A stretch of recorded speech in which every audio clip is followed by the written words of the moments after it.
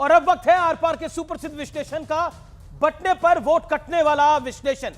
पहला फैक्ट, जो पोस्टर आया, हरियाणा की तरह महाराष्ट्र में भी हिंदू वोट बैंक में बंटवारे की सियासत का मुद्दा हावी रहेगा। और हावी इसलिए रहेगा जो कि ये पोस्टर लगा क्योंकि ऐसा लोकसभा चुनाव में भी हुआ है कि ओबीसी और दलित और महादलित वोट बटा है और इसीलिए वहां पर गैर बीजेपी पार्टियां जो है वो जीत कर आई हैं।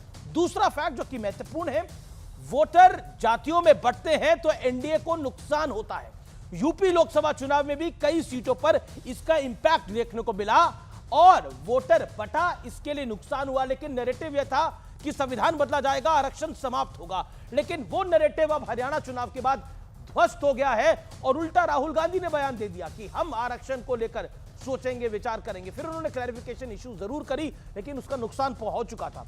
तीसरा फैक्ट जो कि महत्वपूर्ण है, महाराष्ट्र लोकसभा चुनाव में 12 से 14 सीटों पर अल्पसंख्यक वोट एक मुश्त बीजेपी के खिलाफ गया, यानी एनडीए के खिलाफ गया, शिवसेना, शिंदे गुट और भारतीय जनता पार्टी के खिलाफ गया।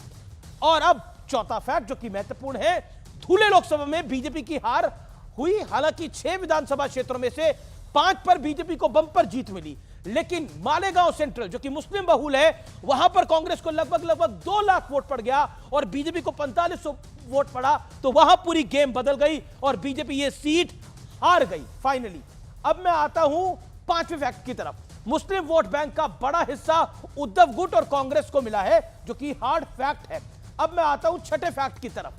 हरियाणा चुनाव में ज्यादातर जातियां एकजुट थी, जिसका सीधा फायदा बीजेपी को मिलता हुआ हमें दिखा है। 7वां फैक्ट, झारखंड में पिछड़ा और आदिवासी वोट बटा तो जेएमएम को इसका सीधा लाभ होगा। इसका मुकाबला करने के लिए बीजेपी ने धर्मांतरण और आबादी असंतुलन को मुद्दा बनाया है, क्योंकि वहां पर आदिवासी इलाकों में कन्वर्जन बहुत ज्यादा हो रहा है, तो बीजेपी ने उसके बड़ा मुद्दा बनाया है।